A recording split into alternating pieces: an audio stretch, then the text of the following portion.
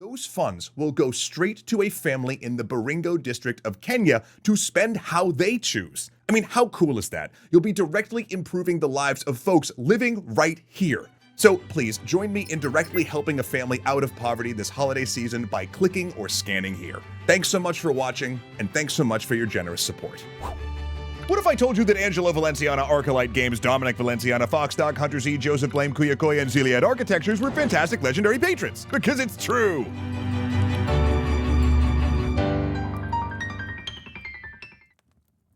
Is your phone bill eating your hard-earned dollars? Then stop whatever you're doing and hear this out. Tello Mobile comes with the most affordable phone plans from day one and beyond. Go for the unlimited plan for just $25 a month. That's the most expensive one. Embrace the savings era and go for wireless that really suits your needs with Tello Mobile. Check Tello.com and get your next phone plan.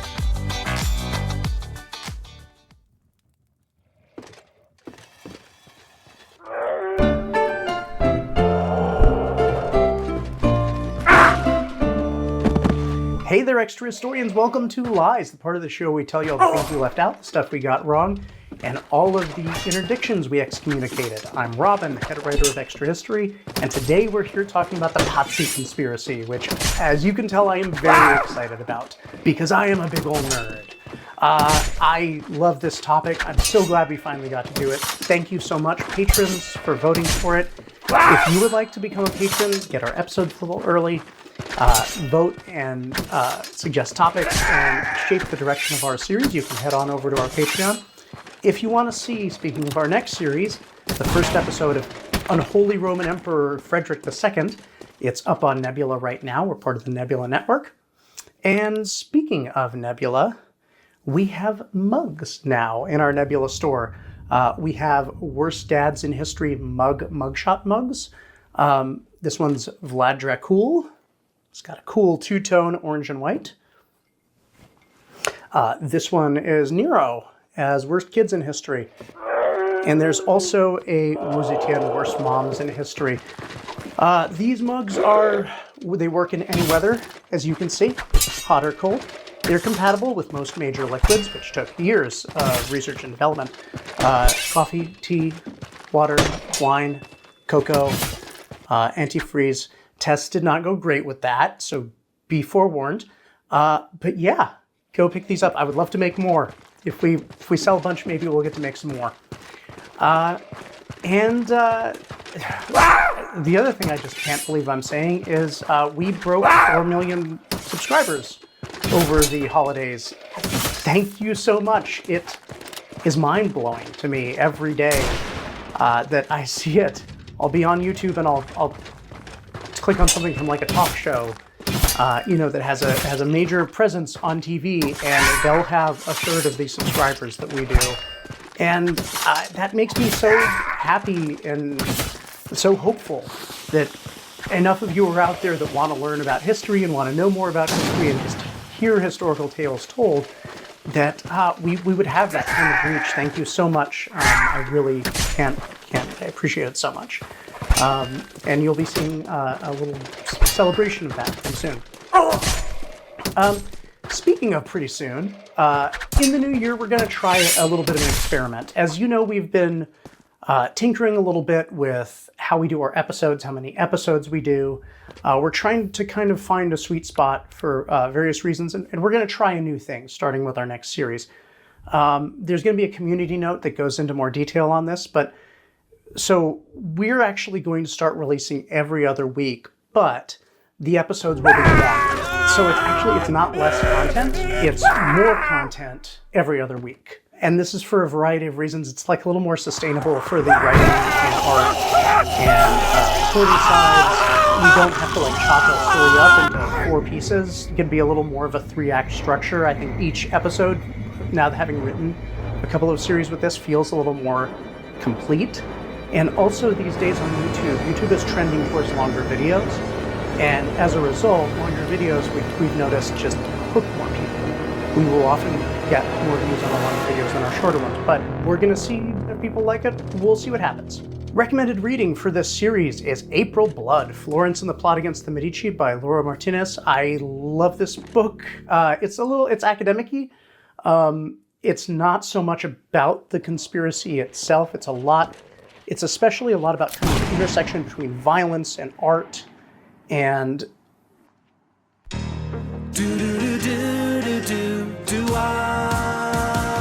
This movie's got great reviews. You settle in with your mom to watch together on the couch.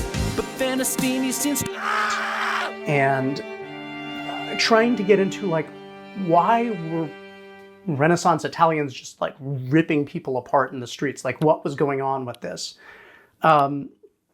It's really interesting. The Pazzi Conspiracy, The Plot Against the Medici by Harold Acton. Magnifico, The Brilliant Life and Violent Times of Lorenzo de' Medici by Miles J. Unger. The Medici by Paul Strattern, and Fire in the City, Savonarola and the Struggle for the Soul of Renaissance Florence by Laura Martinez. There's more in the description linked. There are articles and things like that. But I also wanted to give you a Savonarola one. How'd you like the Savonarola episode? And there are some more for that as well. First, I just want to talk about the origins of this series. When I was in early high school, I was part of this group called the Society for Creative Anachronism. It's a medieval reenactment group, and I started to get interested in Renaissance Italy. And originally, I was interested in Rome and Venice in particular, because I found this book on Venice in my middle school library, and I got fascinated by Venice.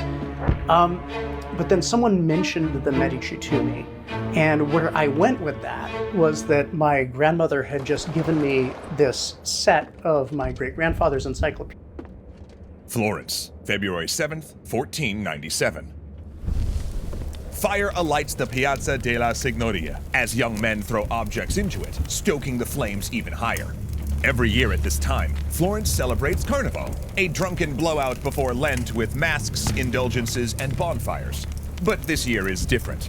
This enormous pyre is not celebrating excess, but rather the death of it. The men heave more objects onto the fire. A painting depicting a nude woman, a box of cosmetics, a deck of playing cards, wigs, secular music sheets, books of love poetry, mirrors, sculpture, musical instruments, and carnival masks. Anything that would tempt the city to sin or decadence. A bonfire of the vanities. But what could possibly possess the center of the Renaissance, a city of art and architecture, a place of learning, to literally burn its cultural achievements? That would be Girolamo Savonarola, the mad monk of Florence. Что стоит сохранить. Да, сохранить. And if you're fired up after burning through this episode, you can watch Act 1 of our new series on the unholy Roman Emperor Frederick II right now 2 whole weeks early over on Nebula. New Year's resolution achieved. In 1492, Lorenzo de' Medici is no longer the young, vital man he had been at the time of the Pazzi conspiracy. Now he is 43 and prematurely aged through an unknown condition. His title, the Magnificent, seems a mockery now.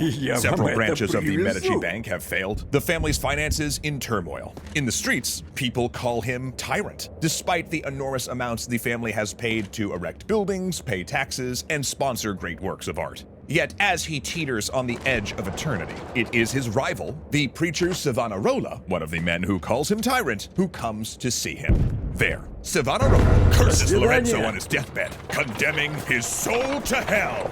Except this is a myth, invented because the reality that Savonarola appears to have made an uneventful visit before Lorenzo died peacefully is just sort of maddeningly anticlimactic. Because let's be clear, these two had a history, and the moment of Lorenzo's death would mark a major transition for the city. So it just sort of feels like a shift of that magnitude should have involved a dramatic confrontation. But in truth, there was no need, because all Savonarola had to do was wait.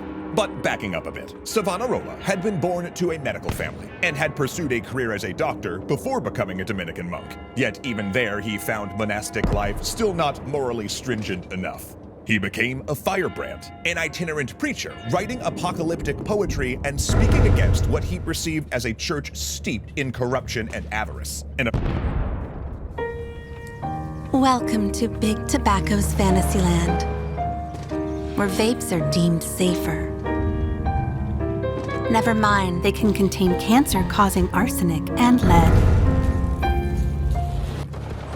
an approach that attracted both followers and enemies. These oratories brought him to Lorenzo's attention in 1490, when a controversial philosopher he was sheltering suggested Savonarola would be an asset to the Medici-sponsored convent of San Marco. Yet, despite moving to Florence, under Lorenzo's protection, it was very clear that Savonarola had no love for the Medici. In his preachings, he decried the city's wealth and splendor, rallying against the ruling class of Florence. They were exploitative tyrants, he said, that spent vast sums on palaces, artwork, clothes, and carnivals, while the ordinary people of Florence starved. They were idolatrous sinners, glorying in the pagan culture of ancient Greece and Rome, commissioning nude images of biblical figures, and the Virgin Mary dressed in modern silks like a courtesan. Florence must repent, he said, and cleanse itself before God scourged the city.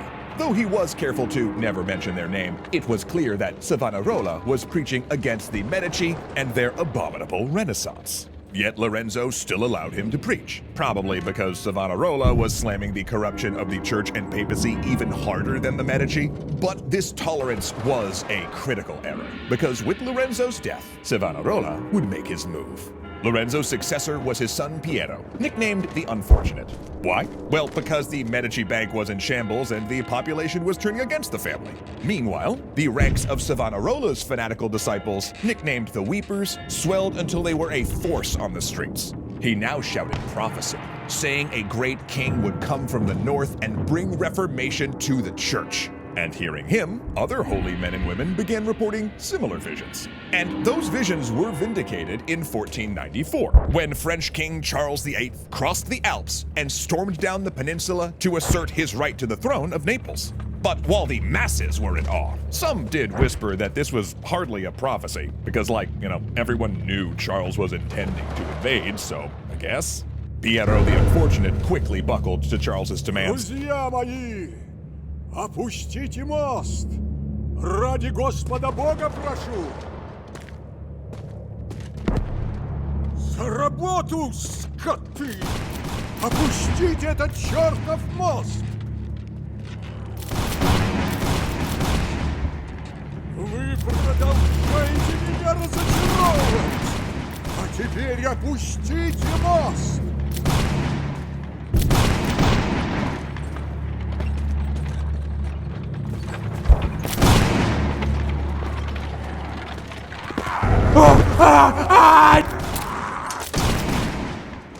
До свидания, друзья!